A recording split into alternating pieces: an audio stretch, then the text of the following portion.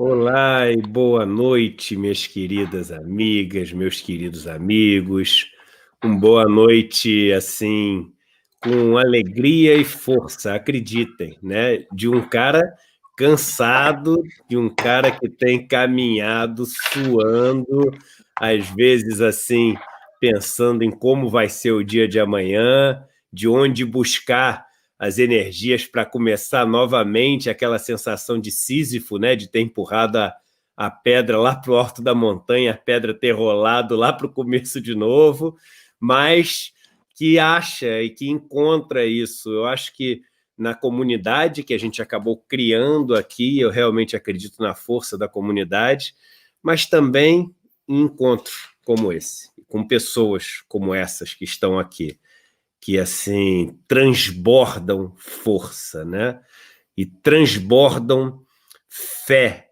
E essa fé que eu aprendi a ver de uma maneira diferente. Uma fé que não é acreditar, uma fé que é uma relação, né, com Deus. Uma das coisas mais lindas que li recentemente, que me deu muita força, quando eu li Kierkegaard, que ele fala o seguinte: a fé não é aquela, eu vou acreditar porque aí as coisas vão melhorar. Isso é barganha com Deus. A fé é acreditar, e olha o cara escrever isso. Ele fala, a fé é acreditar sabendo que pode ser que Deus não exista. Pode ser que você faça tudo isso e acabe em nada. Pode ser que isso não traga recompensa nenhuma, mas mesmo assim você tem essa relação com Deus. Isso é fé. E essas pessoas, elas têm assim uma fé que transborda. E hoje é dia de falar pouco e contemplar mais, se deliciar com esse néctar da luz que transborda por essas telinhas aqui virtuais de hoje em dia. E eu queria começar dando boa noite para o nosso convidado, Padre Júlio Lancelotti. Boa noite, Padre Júlio. Como vai o senhor? Boa noite. É muito feliz de poder encontrar com vocês. Eu disse antes de que olhar para vocês três é uma experiência mística, é olhar para a Trindade, aí, essa Trindade. E, sabe, eu sempre digo que Deus não é binário, Deus é trinitário. É isso aí. Frei Davi, meu querido irmão, meu querido mestre. Como vai, Frei Davi? Uma semana que, no meio de tantas confusões, no meio de tantas derrotas na batalha, sofremos derrotas, vitórias, é um caminho. O senhor estava contente, né? Colheu vitórias importantes ao longo da última semana. E vamos celebrar as vitórias quando elas surgem, né? Elas nos enchem de esperança, nos enchem de força, né, Frei Davi? Exatamente. Boa noite a todas e todos que estão participando desse momento de vivência espiritual e dizer que a vivência espiritual se dá na conquista da ampliação dos direitos do povo, que é aquele que realmente fortalece o reino de Deus. E como o Eduardo falou, todos vocês brancos e negros, brancos solidários e negras, indígenas que estão aí participando dessa live, com certeza se alegraram conosco quando a gente conseguiu fazer que uma demanda que estava represada, que era os partidos políticos dando as costas para o povo negro, essa demanda conseguimos botar no centro do debate do Brasil. Todos os jornais, todas as televisões, todas as rádios debateram o assunto e o Tribunal Superior Eleitoral definiu. Está definido, não tem como. Os partidos podem subir para mais, para menos não podem. Definiu que em 2022 teremos a divisão igualitária das verbas eleitorais para negros e brancos. Só que me chamou a atenção um detalhe interessante. Bom, primeiro, só que o pessoal, parabéns pessoal, que entrou lá no STF, lá no Tribunal Superior Eleitoral, dando apoio à EduCAF. E hoje tivemos reunião com o presidente do Partido Socialista Brasileiro, PSB. E ele falou, Frei Davi, meu partido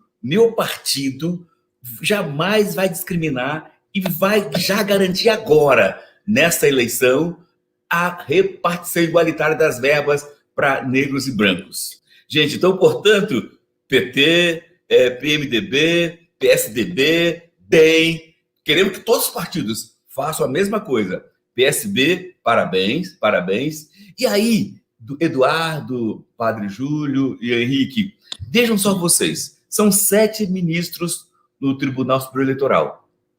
Gozado. Os únicos 3 ministros que provêm do STF votaram a favor que as verbas sejam repartidas já agora, em 2020. E isso acendeu uma luz incrível em nossa mente e nosso coração. E amanhã vamos ter surpresa. Só isso. E, querido Henrique, você que já fala agora, já são mais de 1.500 pessoas assistindo essa nossa celebração, esse nosso encontro, com 5 minutos, né? E eu sempre falo para as pessoas, se você quiser convidar alguém, é super simples, né? Um ato de carinho, eu acho, de acolhimento hoje em dia, convidar alguém para um encontro como esse. No YouTube é só dar um like e no Facebook um compartilhamento. É só isso para convidar as pessoas para esse nosso encontro aqui. E eu passo para você, além da saudação inicial, para fazer, né, uma leitura, para fazer aí essa abertura da nossa celebração. Boa noite, Eduardo. Boa noite, Frida Vi. Boa noite, Padre Júlio. Boa noite a todas e todos que estão nos acompanhando. Que bom, Frida Vi, essa vitória é importante. O racismo, ele não se combate apenas como um ato de desejo, ele se combate com decisões concretas, com políticas públicas reparadoras, com as organizações se comprometendo com práticas antirracistas. Então, ver medidas objetivas realmente é alguma coisa que nos dá ânimo e esperança. Estamos juntos nesta luta. Eduardo, sobre a dimensão da dúvida, eu creio que a fé, ela se dá na dimensão da dúvida. Se eu tenho certeza demais, a fé não é necessária. A fé é, de fato, essa relação com Deus. Eu sempre lembro de Jesus, segundo a memória da comunidade que produziu o Evangelho de João, quando ela diz que Jesus na cruz disse: Deus meu, por que me abandonaste? Então, naquele momento, mesmo com uma sensação de abandono, Jesus disse: Deus meu, ou seja, na sensação da ausência de Deus, uma afirmação profunda da presença de Deus. Parece um paradoxo, mas mesmo numa sensação de abandono, Jesus declara que é o Deus de sua vida. Deus meu, Deus meu. Então a fé é uma experiência, é uma relação, é um caminho, e às vezes na sensação da ausência, a gente aprofunda a consciência da presença de Deus. Porque Deus não se restringe às nossas sensações, sentimentos e emoções. A fé vai por esse caminho profundo. Escolhi uma música que eu amo muito, cantada historicamente pela Pastoral da Juventude. Padre Júlio conhece, Frei Davi conhece, Eduardo também conhece. Fiquem tranquilos, eu vou ler, eu não vou cantar. Não vou causar esse constrangimento nem para mim, nem para vocês. Então, eu vou ler aqui essa letra que é tão bonita, tão profunda. Pai nosso dos pobres marginalizados, Pai nosso dos mártires, dos torturados, teu nome é santificado naqueles que morrem defendendo a vida, teu nome é glorificado quando a justiça é nossa medida, teu reino é de liberdade, de fraternidade, paz e comunhão, maldita toda violência que devora a vida pela opressão. Queremos fazer tua vontade, és verdadeiro Deus libertador. Não vamos seguir as doutrinas corrompidas pelo poder opressor. Pedimos-te o pão da vida, o pão da segurança, o pão das multidões, o pão que traz humanidade, que constrói o ser humano em vez de canhões. Perdoa-nos quando por medo ficamos calados diante da morte. Perdoa e destrói os reinos em que a corrupção é a lei mais forte. Protege-nos da crueldade do esquadrão da morte dos prevalecidos. Pai nosso, revolucionário, parceiro dos pobres, Deus dos oprimidos. Pai nosso, revolucionário, parceiro dos pobres, Deus dos oprimidos. Que espetáculo! E me veio à cabeça, quando você falava, né, destrói esses reinos corruptos, esses reinos injustos. E Padre Júlio, é incrível como a gente não consegue entender a necessidade da destruição desta lógica, né? E a gente parece, digo como sociedade, cair o tempo inteiro naquele discurso sedutor de que não vamos ajustar, vamos dar uma melhorada, vamos aqui fazer isso aqui funcionar melhor, não está funcionando. Quando o que talvez seja necessário é exatamente isso que a canção nos traz.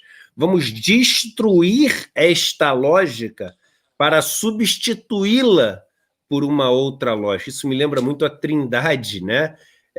Do hinduísmo, que você tem Shiva, né? Você tem Brahma, e você tem Shiva, Brahma, e já me lembro do terceiro, mas Shiva é o destruidor. Né? Shiva, Brahma e Vishnu. Lembrei. Shiva, Brahma e Vishnu. E Shiva é o destruidor. E você pensa, o destruidor é o do mal? Não. O destruidor não é o do mal, porque é o ciclo de destruir, construir e manter, né? Então, eu vejo o Senhor como um grande destruidor das injustiças que a gente tem nesse mundo. Um Shiva das maldades, um Shiva dessa concentração de renda mortal que a gente tem. E essa semana o senhor, sem saber, me deu muita força quando eu vi uma foto do senhor tomando um ar assim para poder continuar seguindo, que viralizou na rede, e esse seu lado assim humano que se cansou, lutando até a sua última gota de energia vital para destruir aquelas injustiças, me deu uma força que o senhor não imagina. Então eu queria aqui oferecer toda a minha gratidão pelo que o senhor causou em mim ao longo dessa semana. Obrigado. Eu primeiro quero fazer um gesto de saudação. A nossa saudação. E nesse momento, para que a luta continue. E a nossa luta não é uma luta violenta, mas é uma luta que sofre violência. E nós já falamos isso de outras vezes, desde a última vez que nos encontramos para agora, quantas coisas aconteceram. A morte de Dom Pedro Casaldáliga me tocou demais, demais. O poeta sonhador, o poeta profeta Pedro Casaldáliga, no caixão morto, descalço, com a estola nicaragüense, com a cruz feita pelos indígenas tupinambás, com o seu anel de tucum e com o terço feito de sementes da floresta amazônica, sepultado no cemitério dos Carajás dos Esquecidos. Então, nós não podemos esquecer esse gesto que Dom Pedro Casaldáliga, morto, questionou a igreja inteira, questionou os cristãos, questionou o Brasil, calado. É interessante e me chamou muita atenção o silêncio eloquente das autoridades. O silêncio eloquente das autoridades que não deram uma palavra sobre a figura histórica, a figura singular e gigantesca de Dom Pedro Casaldáliga. Também nesta semana, nós celebramos, no dia 27 de agosto, o aniversário de morte de Dom Helder Câmara, de Dom Luciano Mendes de Almeida e de Dom José Maria Pires. E até eu respondi lá umas perguntas do Unicinos e disse: eles são grandes porque se fizeram pequenos. Quanto menores eles ficaram, maiores eles se tornaram, porque eles viveram aquilo que o Jesus diz no Evangelho: quem quiser ser o maior, seja o menor. Quem conheceu essas três pessoas sabe muito bem disso. Mas, Henrique, hoje estava conversando agora há pouco com a minha sobrinha e estava dizendo de uma das pessoas que me encantou na teologia, que é o Rubem Alves, o pastor Rubem Alves. O Rubem Alves Foi uma das pessoas mais encantadoras que eu conheci. Acho que a pessoa que me encantou no tempo da teologia, eu sinto pena que os estudantes de hoje, os pastores, os padres, muitos não conheçam Rubem Alves. E o primeiro livro da Teologia da Libertação em português foi do Rubem Alves, que se chama justamente Teologia da Libertação. O que me encantou no Rubem Alves foi a teologia do corpo. Ele foi o que mais pensou, desenvolveu, e escreveu e vivenciou a teologia do corpo. Então, eu penso que um dia se pode, nesse grupo tão forte de espiritualidade, conversar com alguém que seja especializado nessa espiritualidade do Rubem Alves. É uma das pessoas encantadoras. Nossa, quanto encanto que ele me trouxe. O pé na terra. Então, nós temos figuras, não de saudosismo, eles já estão adormecidos, estão no horizonte da existência, mas marcam tanto. O pensamento do Rubem Alves é um pensamento imortal, assim como as poesias de Dom Pedro Casaldáliga. E é isso que alimenta a nossa luta. Eu acredito que nessa luta, nessa desconstrução que você falou desse modelo de acumulação, nesse modelo de individualismo exacerbado, nesse modelo tão forte de fundamentalismo, é sabermos que, e acho que essa é uma dimensão eminentemente cristã e eminentemente humana que nós perdemos porque perdemos a dimensão da Trindade, que é a dimensão histórica. Digo sempre, Frei Davi, Eduardo, Henrique, que nós conhecemos a história da teologia, mas não conhecemos a teologia da história.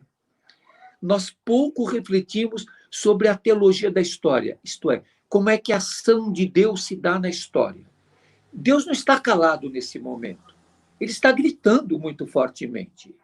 A presença de Deus está se dando na história. Nós perdemos a dimensão da Trindade, e essa perda da dimensão da Trindade gera o autoritarismo. Um pai sem o filho e sem o espírito é incompleto. Como filho, tem que ter o pai e tem que ter o espírito. Eu gosto muito daquela forma de poética de dizer o que ama, o amado e o amor. É a Trindade. Eu sempre digo no dia do batismo para a comunidade de que Deus não é solidão, Deus é comunhão. Deus não é solitário, Deus é comunitário. Deus não é solitário, ele é fraterno, solidário conosco. Então, essa dimensão da Trindade, de um pai que cria, do Filho que liberta e do Espírito Santo que atualiza. É uma pena que nós perdemos, Eduardo, a espiritualidade do Espírito Santo. E o Espírito Santo, sem o Filho e sem o Pai, ele fica carismático. Ele fica um espírito que não leva para nada.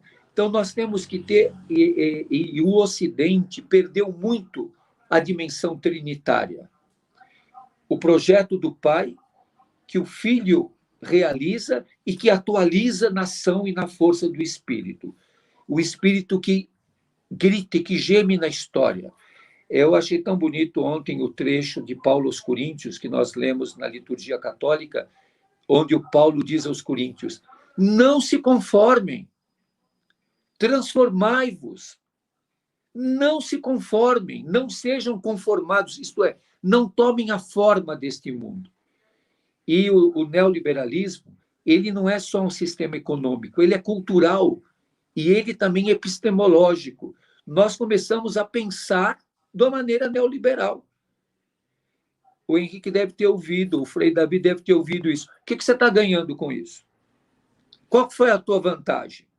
Você ganhou alguma coisa com isso? E aí é aquilo que, na nossa outra conversa, marcou tanto. Eu não luto para ganhar, eu luto para ser fiel. Eu não quero ganhar, eu não luto para ganhar.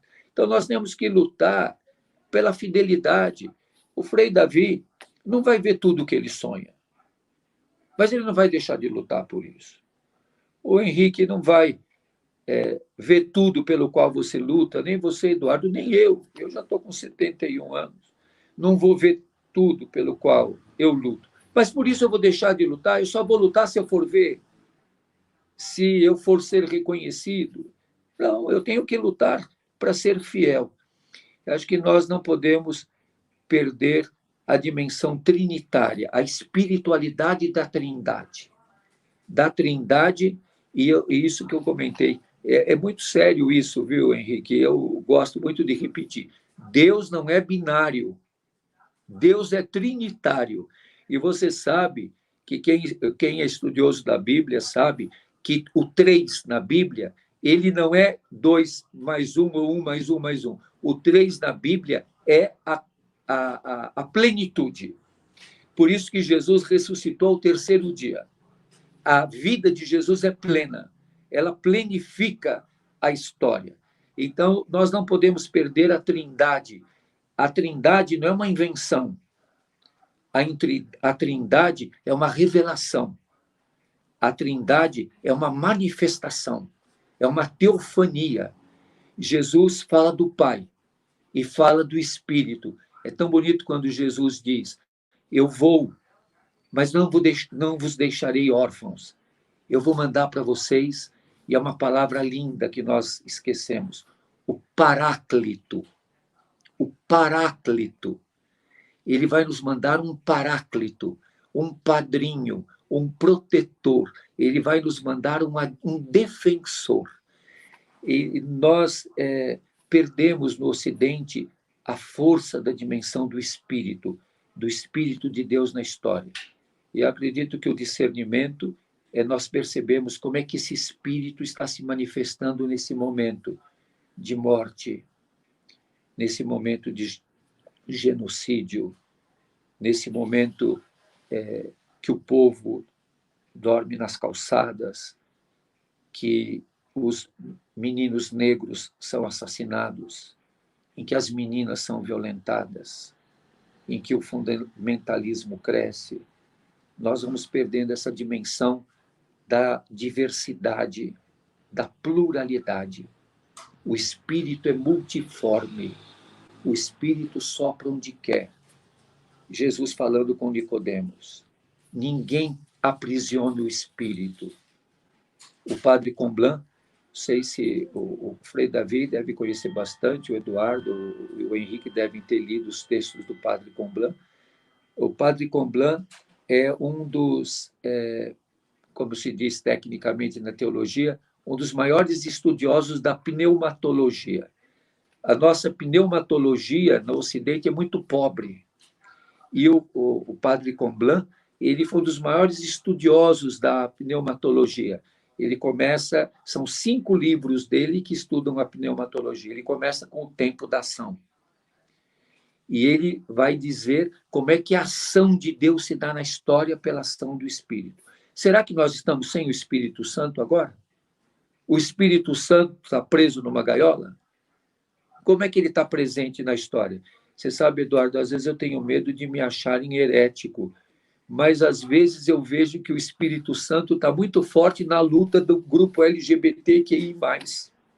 Que esse grupo questiona tanto, desinstala tanto, que eu vejo neles a força da ação do Espírito, na luta das mulheres. Os indígenas, os povos originários, estão cheios do Espírito, defendendo a floresta. Os que negam o Espírito estão queimando o Pantanal. E os que defendem as aves, a fauna e a flora, estão celebrando a ação do Espírito. O povo negro, quando quebra as correntes, é o Espírito Santo que os liberta. Então, nós temos que perceber que o Espírito Santo não é propriedade de nenhuma igreja e de nenhuma religião. O Espírito Santo é a ação de Deus na história. Frei. Com certeza, eu fico muito feliz quando meu irmão Júlio lembra do meu querido José Comblan, e o livro que eu mais gostei do José Comblan é Tempo da Ação, justamente isso que você falou aí, e até eu quero ver depois com o Eduardo, com o Henrique, com o meu irmão Júlio Lancelotti, o que fazer, como trabalhar para relançar esse livro, Tempo da Ação, do Comblain. Ele é forte demais, ele é super atual para o momento de hoje. Ponto 2. Na oração que o Henrique trouxe, pastor Henrique trouxe, eu quero destacar 3 pontos. Primeiro ponto, parceiros dos pobres. Se eu tenho alguma dor no coração hoje, em 2020, é perceber cada vez mais que os pobres não estão percebendo. Eu perceber que os pobres não estão percebendo que Deus é parceiro deles. E quando o pobre não entende isso, o processo de libertação torna-se muito mais complicado, muito mais difícil. Portanto, Pai Nosso Revolucionário, parceiro dos pobres, Deus dos oprimidos, precisamos de encontrar fórmulas novas para fazer o povo compreender e acreditar. Compreender e acreditar que Deus é, sim, parceiro dos pobres. Nós estamos perdendo esse jogo e nós precisamos de retrabalhar essa possibilidade. O segundo destaque da oração do Pai Nosso, santificado naqueles que morrem defendendo a vida. Para mim, presenciei muito isso no Padre Josimo, meu irmão negro, presenciei isso na irmã Dorothy, e tantos outros mártires que eu tive, ao mesmo tempo, a dor e a alegria de ser contemporâneo, conviver, ter trocado algumas palavras. E, portanto, o que me consola e que acalenta é saber que este gesto de saber enfrentar os poderosos, nem que isso traga a morte, esse gesto de enfrentar é santificado e santifica Deus no cosmo. Santifica mais e mais Deus no cosmo. E um terceiro trecho que eu gostaria de destacar no Pai Nosso é um trecho que me deixa angustiado.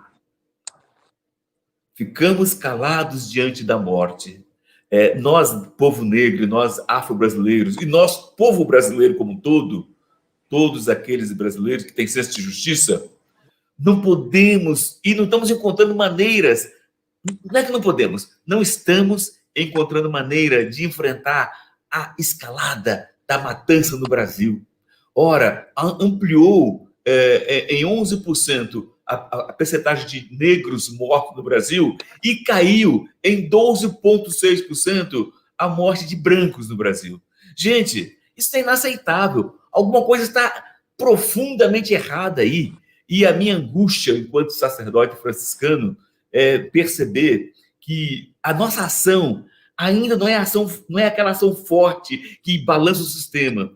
Ficamos calados diante da morte. Por mais que façamos Ainda ontem, telefonei para o ouvidor da polícia, muito nervoso, quando me chegou mais uma notícia de morte de um irmão negro. Telefonei para ele muito nervoso. E ele, mais nervoso ainda, me respondeu. E eu me perguntei, puxa, esse método de telefonar no calor da dor não é ainda o que precisamos encontrar enquanto negros e brancos que queremos um mundo melhor. Então, que essa oração do Henrique, trazido pelo Henrique hoje, nesse nosso momento espiritual, de espiritualidade de nação, amplie em nós a busca de metodologia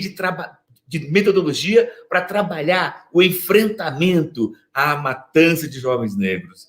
Nós sabemos que o período da escravidão gerou essa mentalidade. Nós sabemos que toda a implantação da República, uma república exploratória, uma república violenta contra o negro, uma república eurocêntrica, ela ampliou mais ainda esta visão e essa perseguição ao povo negro.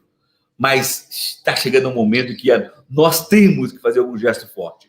Por isso, o nosso governador de São Paulo, Dória, já tentamos falar com ele, temos a Coalizão Negra por Justiça, que são 150 entidades negras do Brasil. Solicitamos reunião com o governo Dória e esse homem foi desonesto em não nos aceitar, não aceitar a coalizão e colocou o vice-governador para acolher. Nós sabemos que toda vez que se coloca o vice é porque não quer levar a sério, não é prioridade. Então, não é prioridade do governo Dória defender a vida do povo negro. Então, eu peço inspiração a Deus, a esse parceiro dos pobres, que ajude a mim, ao pastor Henrique, ao Lancelotti, ao Eduardo, ajude todos nós que estamos agora nessa live espiritual, nessa comunhão de ideia, a buscar um instrumento, a metodologia para enfrentar os donos dessa matança do povo negro. Isso nos angustia e o parceiro dos pobres vai ser reconhecido quando nossa ação for mais e mais ao lado desses que estão tombando constantemente frente à violência da polícia e dos donos da polícia, que é uma polícia que está aí para servir o capitalismo e não a polícia para servir ao povo. Querido Henrique, hoje eu quero falar o mínimo possível, porque cada palavra a menos que eu falo é uma a mais que eu ouço de vocês três juntos. Eu só passo para você te lembrando que estamos com quase 4.000 pessoas nos assistindo aqui com meia hora e lembrando as pessoas que encontro incrível, 4.000 pessoas, olha quanta gente, porque isso é gente, isso não é número. A gente está no mundo que a gente esquece que as pessoas não são células de planilha de Excel, não são números de like. Gente, são 4.000 pessoas que buscam sentido na vida, que sentem dores, que têm angústias, que têm dúvidas, que têm histórias, que têm desejos, que têm vontades, que têm traumas, que têm arrependimentos, que têm sonhos. Então, 4.000 pessoas aqui que nos assistem e todos nessa segunda metade de live podem convidar outras ou compartilhando pelo Facebook esse encontro, e é só clicar um botão agora para compartilhar, ou dando um like pelo YouTube. Querido pastor Henrique. Obrigado, Eduardo. Eu queria falar um pouco sobre a dimensão do espírito, que apareceu na fala do padre Júlio e também na fala do Frei Davi. Me tocou muito. Dizer, padre, que o Rubem Alves é uma referência, assim, teológica, poética e profética para mim. E, Eduardo, tem algumas pessoas que conheço que são especialistas, assim, na teologia, na pedagogia do Rubem Alves e que nós podemos chamar aqui, como, por exemplo, o pastor Edson Fernando, um teólogo brilhante e conhecedor das narrativas, da poesia do Rubem Alves. Primeiro, eu queria falar sobre o espírito como vento. O padre Júlio já colocou, não sabemos de onde vem, não sabemos para onde vai. Então, o espírito é, por definição, antifundamentalista. Não cabe em sistemas religiosos, não cabe nos limites das nossas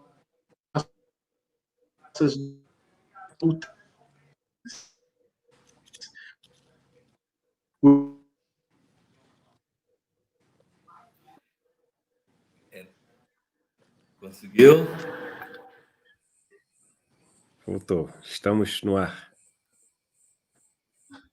Voltei, Eduardo? Fui eu que caí? Não sei, estava falhando aqui, mas voltamos todos. Estamos todos aqui novamente. Que bom.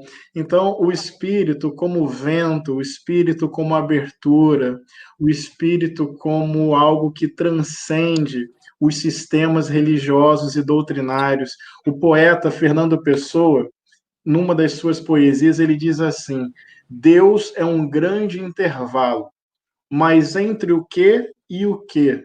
Entre o que digo e o que calo. Ou seja, Deus não cabe e não está nem no silêncio, Deus não cabe e não está na totalidade das nossas palavras. Deus escapa ao nosso controle, e o Rubem Alves falava isso de maneira belíssima, que Deus é um pássaro, e o fundamentalismo religioso muitas vezes se pretende como uma gaiola, só que não tem como segurar na história a inventividade e a liberdade do Espírito de Deus. Então, o Espírito como vento de liberdade que não cabe no nosso controle. O Espírito também como consolo. Lá no Evangelho de João aparece essa palavra, o Espírito como consolador. E quando eu fui pesquisar um pouco dessa palavra, no contexto do Novo Testamento, consolo tem a ver com o quê? Existem momentos da vida tão difíceis e tão angustiantes e tão desesperadores que a gente se sente sem chão, que a gente se sente sem base, que a gente se sente sem solo. Então, o que é o Espírito Santo nessa perspectiva? É aquilo que nos dá de volta o chão, nos dá de volta a base, nos dá de volta o solo, para que a gente possa fixar os pés e se manter na caminhada. É o Consolador, aquele que nos dá um solo, aquele que nos dá um chão. Nos momentos mais difíceis e angustiantes, é aquele Espírito que nos dá um jardim para a gente colocar os pés e poder caminhar.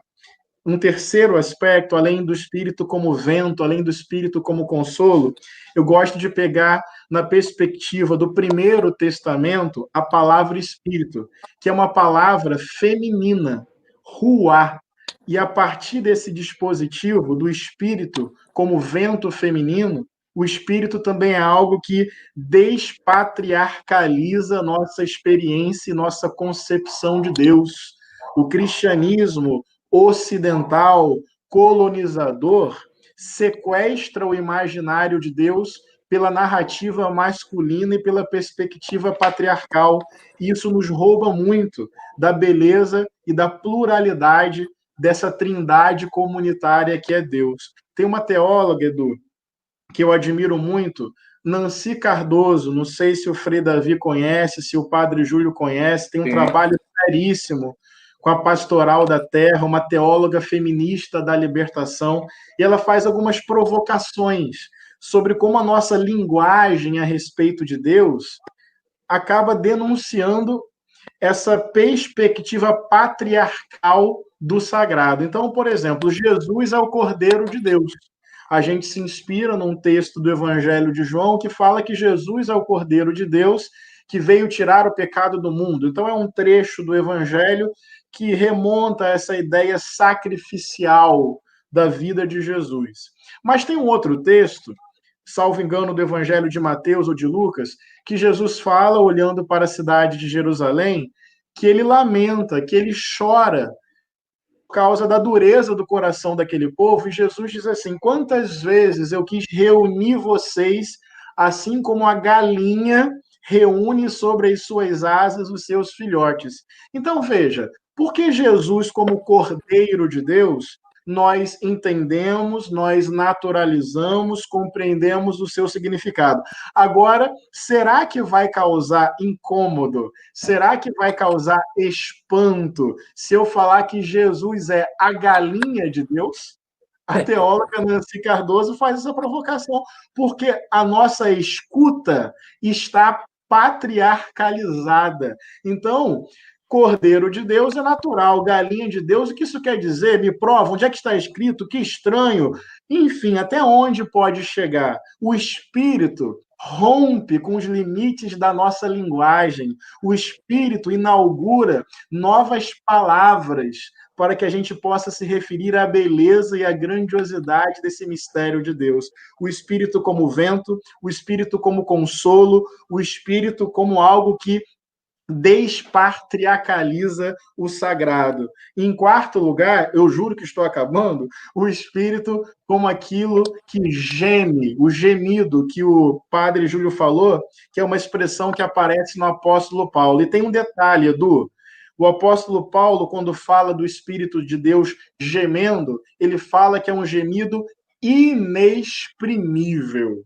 Portanto, é como se fosse um grunhido, é como se fosse alguma coisa que não dá para transformar em texto, não dá para transformar em palavra, não dá para transformar em explicação. E sabe o que eu quero dizer? Existem alguns gritos, fruto de sofrimento, existem alguns gritos, fruto de opressão, que não tem tradução, gente, que não tem como colocar em palavra. Qual é a palavra que dá conta de um chicote nas costas de um homem negro? Qual é a palavra que dá conta de uma violência sexual contra uma menina de 10 anos? Qual é a palavra que dá conta de um apedrejamento de uma travesti? Qual é a palavra que dá conta de uma tortura permanente nos nossos sistemas prisionais. Tem alguns gritos que surgem que não tem como colocar em texto.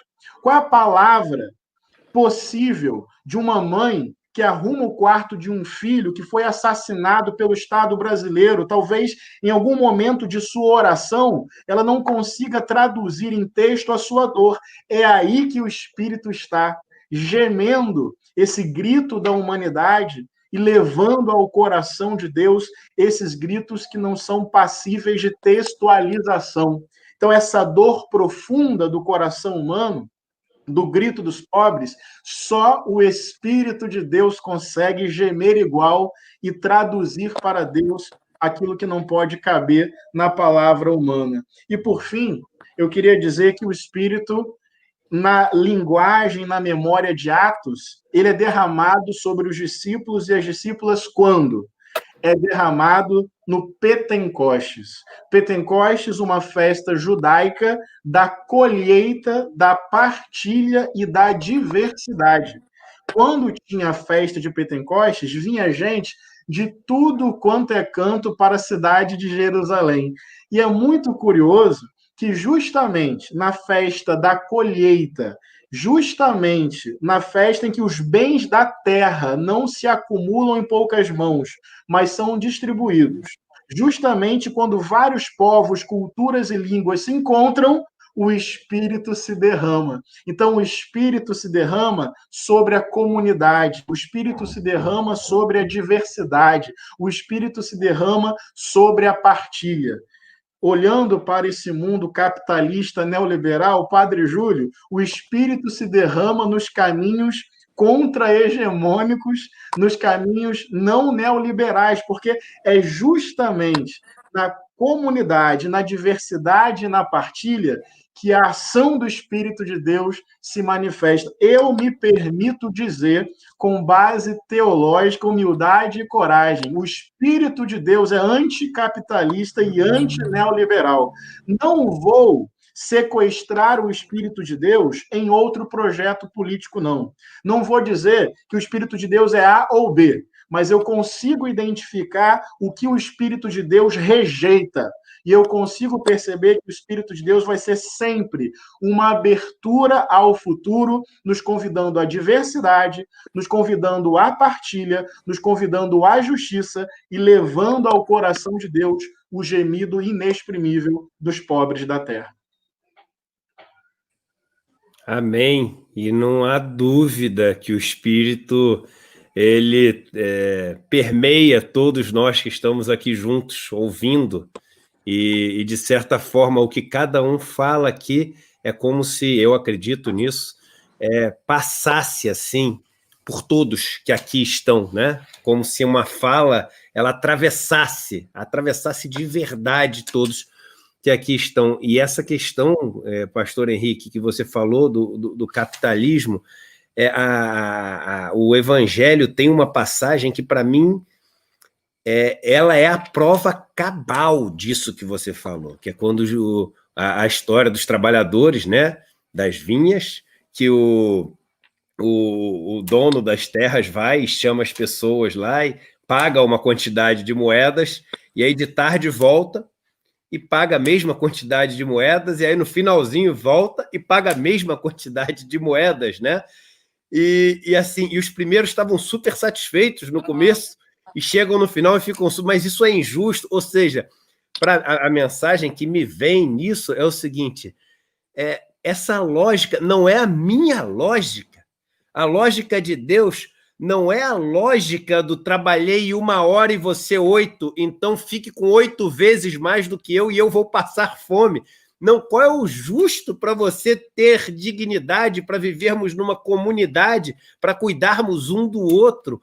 Hoje, participando de uma reunião que eu tive com pessoas e bolando uma carta de princípios para proteger os trabalhadores dessa loucura que a gente está vivendo, de mais desemprego e menos direitos, né? Aí a gente falando, vamos colocar tal princípio, e esse princípio a gente bota para não demitir, não diminuir o salário, não sei o quê, mas a gente explica que isso é bom para ele, porque, ou seja... na nossa cabeça, a gente já estava caindo de novo na lógica do capitalismo. Você só consegue explicar para alguém, falar para alguém que ele não deve demitir, diminuir o salário, não deve pressionar alguém que é menor do que ele, mas que é um fornecedor dele, se você mostrar, por outro lado, uma vantagem para ele, ou seja, é sempre uma troca. Não basta o que você faz, o que você fizer, ser algo que torna a vida do outro melhor, e ponto. Não, na nossa lógica, não basta. Por isso eu gosto tanto dessa passagem. Ela é um soco, e quem ficar tentando entender essa passagem não vai entender. Isso que é o maravilhoso dessa passagem, porque a nossa lógica não permite que ela seja entendida. Então, Padre Júlio, enfim, com falas tão fortes de vocês três, eu simplesmente peço que o senhor continue. No embalo. É tanta coisa importante, né? Tanta coisa importante que nós estamos partilhando. Eu queria, viu, Eduardo, aproveitar e, dentro de todas essas questões, eu não sei se vocês conhecem esse livro, que está em espanhol. Eu tentei muitas editoras católicas para traduzi-lo, ninguém quis. Ele é escrito por um frade da Congregação dos Irmãos Cristãos, chamado Hugo Cáceres Guiné. O livro se chama Jesús el Varón. É da Verbo Divino. Não sei se o Henrique já teve acesso a esse livro. É uma discussão sobre a masculinidade de Jesus e como Jesus enfrentou a questão de gênero na Palestina do século I. Esse livro, eu tenho muita pena que ele não é traduzido para o português. As pessoas podem, quem lê espanhol, pode ter acesso a esse livro. Esse é um livro muito interessante, que estuda de uma maneira muito interessante a aproximação bíblica, a masculinidade de Jesus e como Jesus viveu essa dimensão no seu tempo na Palestina, muito heteronormativa, no século I. Então, eu acredito que nós temos que, essa mudança na história, essa força do espírito vai se dar na história desconstruindo esse patriarcalismo, desconstruindo a LGBTfobia, desconstruindo essa misoginia, toda essa força dessa epistemologia neoliberal que está causando um drama tão grande. O capitalismo ele é autofágico, mas ele se atualiza em cada momento, assumindo as nossas lutas. Eu acredito, Frei Davi, naquela questão que você colocou logo no início e que o Eduardo e o Henrique tanto têm presente. Eu acho que nós temos que ter uma ideia do cristianismo como enfrentamento do conflito e não termos medo do conflito.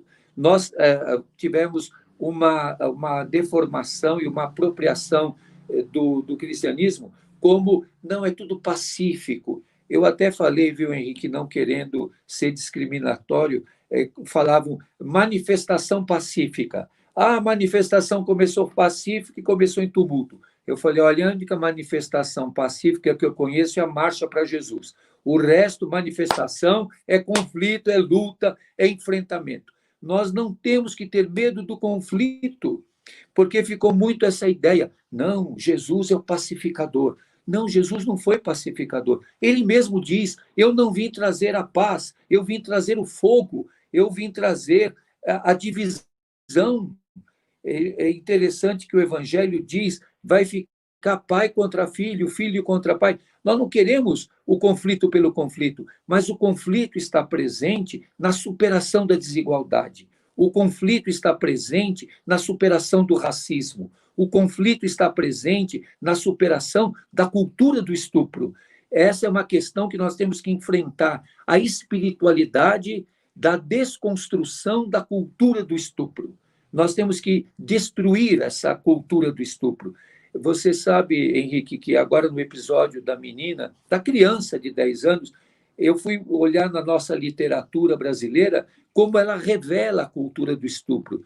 Quem conhece Jorge Amado e leu Teresa Batista Cansada de Guerra, vai ver que a Teresa Batista é uma menina que foi vendida pela avó para o coronel Justiniano, que era chamado Coronel Justo na obra Teresa Batista Cansada de Guerra, e o Coronel Justo tinha um colar com argolinhas. Cada argolinha era uma menina virgem que ele tinha estuprado e violentado. E ele ostentava aquele colar de argolinhas como um sinal de masculinidade, de poder, de virilidade e de autoridade. Então, essa cultura do estupro, ela está revelada na literatura brasileira, está presente na cultura, na educação, na socialização. Então, é uma cultura de estupro extremamente violenta. Como a cultura racista está presente na nossa história. O Rei Davi lembrou disso. Você lembra disso? O positivismo que entrou na educação brasileira, a influência positivista. Então, nós temos que desconstruir todas essas questões. Eu lembro da minha juventude, nós tínhamos no nível médio o clássico e o científico. Quem estudava o científico eram os inteligentes, e quem ia para o clássico eram os burros, que iam para o que não era difícil, porque era tudo mais fácil. E você vê, eu estava comentando agora há pouco, foi vetada a profissão de historiador, a desconstrução do pensamento filosófico, como estamos destruindo o saber da sociologia, como toda a sabedoria humana, todas as ciências humanas são destruídas pelo positivismo, são destruídas, de certa forma, que colocam a religião dos brancos, a religião patriarcal, a cultura e uma epistemologia extremamente discriminatória, racista. Tudo isso vai ser uma desconstrução histórica. E aquilo que nós conversamos já na vez passada que nos encontramos aqui, essa luta, e quando a gente fala da espiritualidade, o espírito age na história, o espírito não age na minha intencionalidade, ele age presente na história, no conflito histórico, nas desigualdades, nas diferenças, nesses gemidos inenarráveis. Então, nós precisamos ter aquilo que foi tão caro ao Santo Inácio de Loyola, o discernimento. O que Paulo nos diz na carta aos Romanos, que nós lemos neste domingo na liturgia católica. O que é descobrir a vontade de Deus? A vontade de Deus foi muito usada para impor. Eu sei qual é a vontade de Deus, vocês todos têm que cumprir a vontade de Deus. Não, não é isso. Tem gente que diz, eu estou ouvindo o Espírito. Nós temos que saber que o verbo de Deus, a palavra de Deus é Jesus, e que o Espírito atualiza essa palavra no momento presente, atualiza no mistério da história nesse momento. Qual é o Espírito de Jesus hoje? Aonde Jesus estaria? É vontade de Deus que um menino de 9 anos morra queimado na favela, como aconteceu na Penha, aqui em São Paulo essa semana? Que a mãe conseguiu pegar um filho e o outro menininho estava dormindo e foi encontrado carbonizado pelos bombeiros? Isso é vontade de Deus? Deus pode querer uma coisa tão horrenda como um menininho favelado, pobre, periférico, negro, tenha sido carbonizado na cama enquanto dormia? É possível que a vontade de Deus é essa? Aqui em São Paulo agora está essa discussão de fazer para os moradores de rua camping. Eu falei, mas que camping? O povo que está na rua precisa ter casa para pôr cama, para pôr mesa, para pôr fogão, para fazer a comida. A vontade de Deus é aquilo que Jesus nos diz, que todos tenham vida e vida em abundância. Nós temos que desconstruir os privilégios. Vocês veem nessa pandemia, nessa emergência sanitária, quem abriu mão dos privilégios? Nós devemos ter uma austeridade, que todos os políticos abrissem mão dos seus salários, que todos os magistrados abrissem mão dos seus privilégios, que todos abrissem mão e que nós socorrêssemos e socorramos o povo, os indígenas, os quilombolas, as culturas ancestrais. Então, o espírito, e isso, Henrique, acho que é muito sério, o espírito desinstala. Eu sempre digo na comunidade que o espírito é uma ventania, que quando você está olhando no espelho, se olhando muito, o espírito é uma ventania que vem e que quebra o espelho, para que você pare de olhar para você mesmo e olhe para o teu irmão. O espírito puxa a toalha da mesa e joga tudo no chão. O espírito gera confusão. O espírito bate a porta e faz uma bagunça. Por isso que Lucas diz que foi uma ventania impetuosa. Uma ventania impetuosa. Então, o espírito é um furacão que arranca os telhados da segurança e nos faz olhar novos horizontes, que derruba as nossas seguranças. Tudo que é muito dogmatizado, tudo que é muito imposto, não é do espírito, porque o espírito revira tudo, põe tudo de cabeça para baixo. O padre Comblan diz uma coisa que marcou muito na minha juventude: o espírito não vem de cima, ele vem de baixo. O espírito é a fumacinha da fogueira. Quando queimou tudo, aquela última fumacinha é a fumacinha do espírito. Então, a gente tem que ser capaz de olhar o resto, de olhar o pobre, de olhar o pequeno.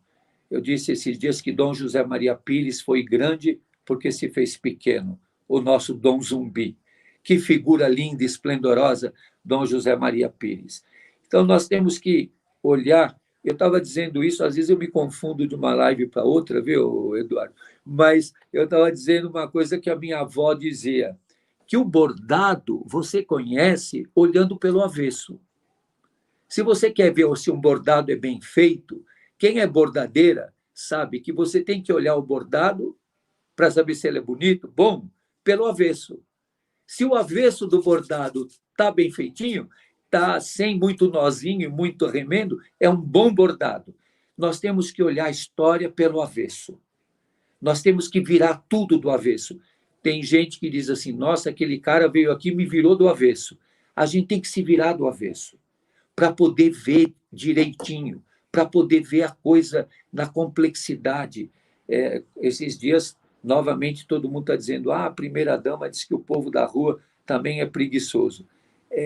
Eu até disse na homilia do domingo, preguiçoso quem puxa uma carroça com mais de 100 quilos de papelão. Às vezes com 400 quilos de papelão. Como é que você pode dizer que essa pessoa é preguiçosa?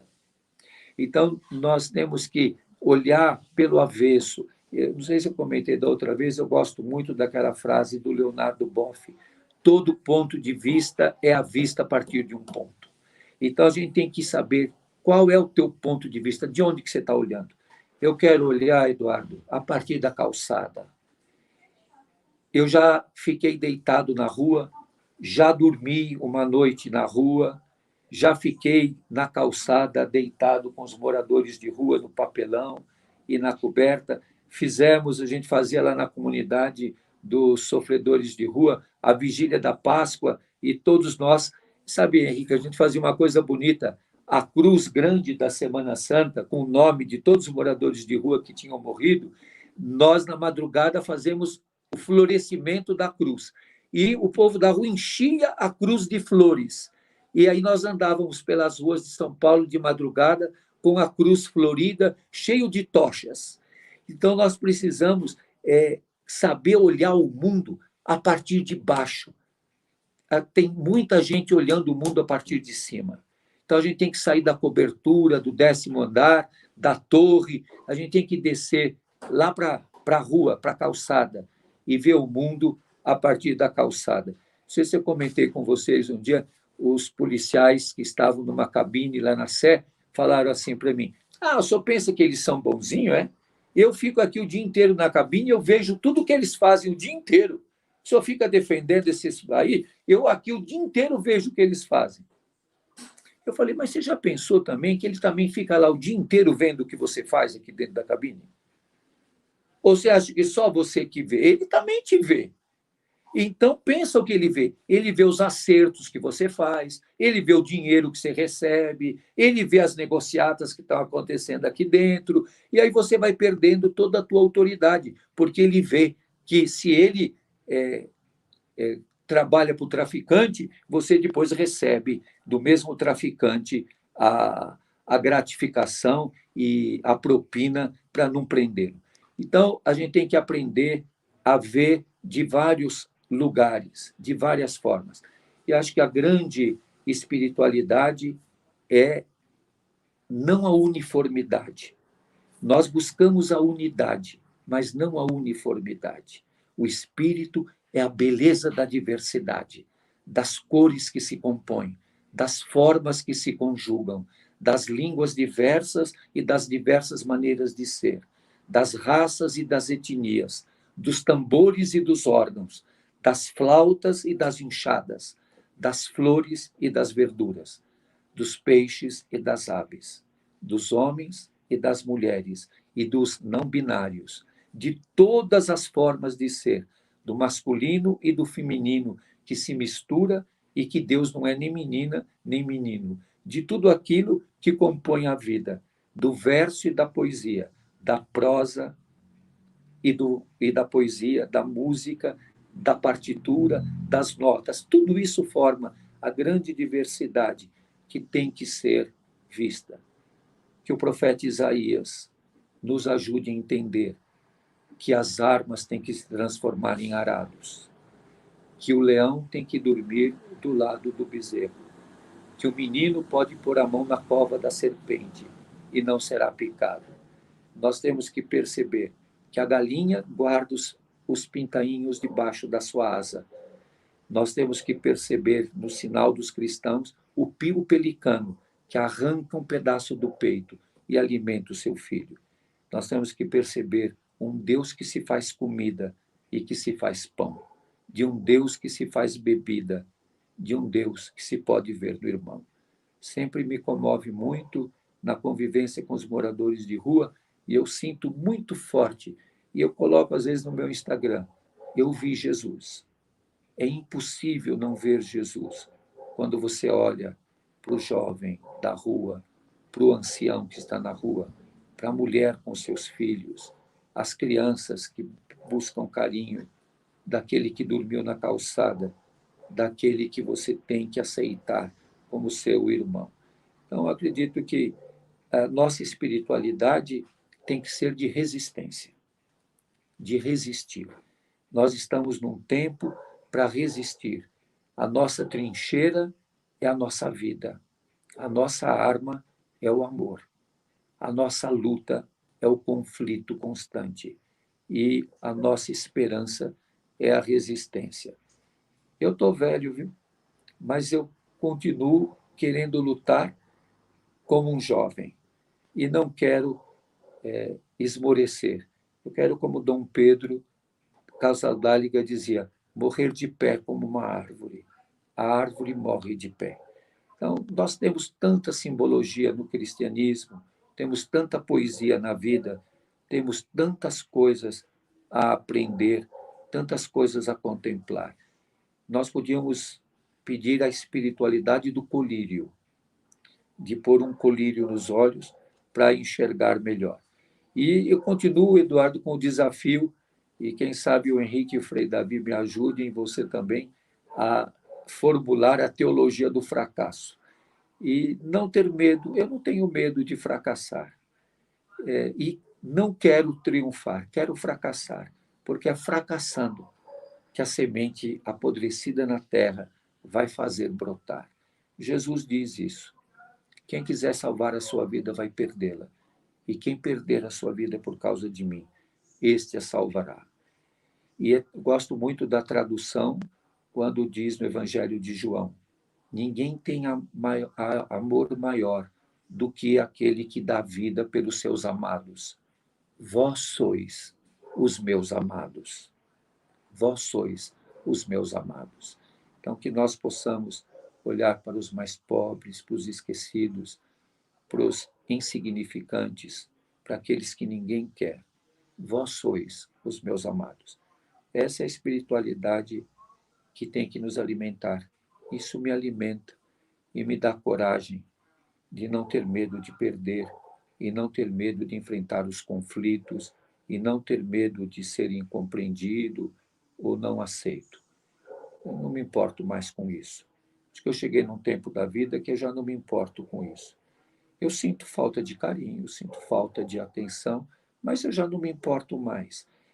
Eu não sei se o pastor Henrique conhece, o Eduardo, o Frei Davi talvez tenha ouvido falar de um frade carmelita que na Igreja Católica é chamado de Beato, que é o Beato Tito Brasman. É um carmelita. Ele tem uma oração que ele diz: Senhor, fica comigo, porque quando estou contigo, nada me falta. Não permita que ninguém venha perto de mim, porque só a tua companhia me faz bem. O frio que eu sinto não me perturba mais, porque eu te sinto cada vez mais perto de mim. Então, essa espiritualidade que nos faz aquecer pelo Espírito, que nos faz ter coragem de amar, de perdoar, de receber injúrias sem se ofender, de enfrentar o conflito sem ter medo de ser ferido. Eu tive já que enfrentar tantas vezes tropa de choque, bomba de gás, cacetete de polícia. Já tive que, e tem um fato, logo quando eu me ordenei padre, de a polícia vindo para nos pegar e me bateu, e os meninos de rua me abraçaram e disseram: não bate nele não, que ele é o padre. E aí o policial falou: então é ele que vai apanhar mais. E me deu uma bela cacetada. Então, a gente não pode mais ter medo disso. Amar é arriscado. Amar nos faz vulnerados. Então, a gente não pode ter medo da fraqueza. E, como diz Paulo, quando eu sou fraco é que eu sou forte. Sabe, Henrique, eu escolhi essa frase de Paulo como lema na minha ordenação de padre. Deus escolheu o que é fraco para confundir o que é forte. Essa é a espiritualidade que nos anima. Frei Davi, você sabe que me cabe, né? Talvez uma das tarefas mais difíceis nesses nossos encontros, que é, enfim, lembrar-nos de que chegamos ao nosso tempo aqui, mas eu vejo de duas maneiras isso, o fato de estarmos chegando aqui à conclusão do nosso encontro. Primeiro, que quando a gente está naquela sensação de que a energia está acabando, o combustível está chegando ao fim, não tem nenhum posto de gasolina perto, espiritualmente falando, vem uma live dessa, vem um encontro desse, e de repente, pá! E aí, a mim, pelo menos, Deus lembra, vai, segue, que depois que você seguir, o mar abre. Não é o contrário. Não é o mar abre para depois você seguir. Então vai, que quando tiver muito difícil, eu te mando um Padre Júlio Lancelotti aí de bandeja para falar umas coisas para você e você recuperar essa energia que você precisa. Então, meu Deus, que alegria poder, em momentos assim difíceis, vendo notícias daquela criança de Cuiabá no meio de um monte de fumaça, da Amazônia queimando, do salário mínimo sendo diminuído de repente, e aí vai acabar a gasolina, de onde eu tiro forças para acordar amanhã? Não tem de onde tirar? Tem. Marcha, segue, anda, caminha, que as coisas sempre te encontrarão se você estiver caminhando. E você não precisa encontrar nada, caminha que as coisas te encontrarão, né? Essa é a fé, a confiança. Então, esse é o primeiro. E o segundo, Frei Davi, quando a gente lança num estilingue, né? Uma pedra num estilingue, a pedra sai quando o elástico está na maior velocidade. Ele não vai desacelerando, porque se ele desacelerar, a pedra sai e faz assim, ó, puf, cai na frente do estilingue.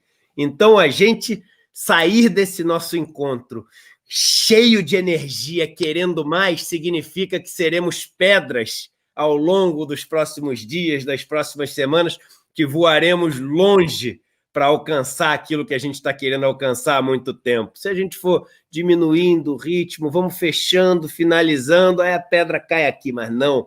Uma bomba de luz dessa do Padre Júlio, o fechamento de vocês agora e a bênção do Padre Júlio, e que saiamos lançados como uma pedra deste nosso encontro aqui para atingirmos enfim, aquilo que há muito tempo queremos atingir em nossas vidas. Frei Davi, te passo para a conclusão, depois já pode passar diretamente para o pastor Henrique. Pastor Henrique pode passar diretamente para o Padre Júlio nos dar a bênção final, e eu fico aqui com meu beijo e meu carinho para todos, e me ponho agora a contemplar e ouvir a fala dos meus irmãos aqui.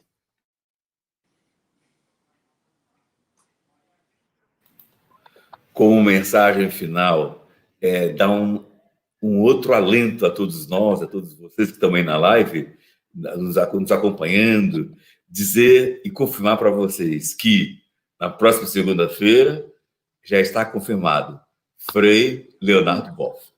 Então, ou seja, vamos dar continuidade a essa riqueza de reflexão, a este alimento que realmente nos faz experimentar a espiritualidade da ação.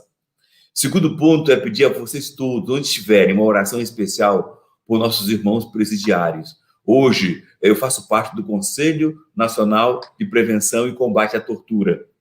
Mas nesse governo, esse conselho, que é um conselho de Estado, foi desfeito pelo governo. E na Justiça, nós recompomos o conselho. Na Justiça, recompomos o conselho. E hoje fomos, então, avaliar os relatórios que estão chegando dos presídios do Brasil. E grande parte dos presídios, olha vocês, grande parte dos presídios libera água para os presos apenas 3 vezes por semana e apenas 15 minutos cada vez. Isso em plena pandemia. Portanto, como podemos, dar energia para que os lutadores que querem um presídio que realmente corrija e não um presídio de tortura, consigam mudar essa realidade? E eu concluo pedindo a vocês que orem para que quem está na frente do combate consiga fazer um trabalho bastante significativo, e especialmente peço que a Trindade Santa fortaleça a cada um que participou ativamente dessa live, jogando sua energia, sua observação, seus comentários, sua participação intensa, espiritualmente falando, que fortaleça vocês frente a todos os desafios que precisamos vencer e vamos vencer. Pai, Filho e Espírito Santo.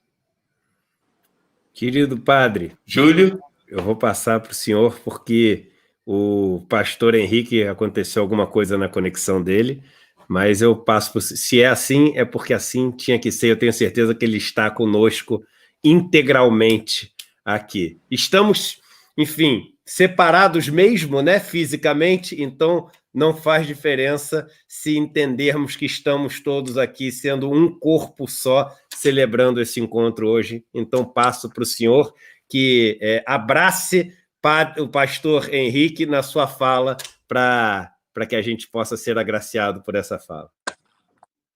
Então, eu, como da outra vez eu tinha sugerido àquela pastora, a pastora Jaqueline, que esteve com vocês, eu queria sugerir que, no futuro, que bom que vamos ter o Leonardo Boff, que foi meu professor e amigo, que convidassem o pastor do Pão, lá da Cracolândia, que é um gari negro, que é o pastor do Pão, que atua na Cracolândia, e a pastoral de rua é muito próxima com ele. E a pastora Nilde, que é também uma mulher negra, que viveu na Cracolândia e hoje é uma pastora que também age lá na região da Cracolândia da Luz.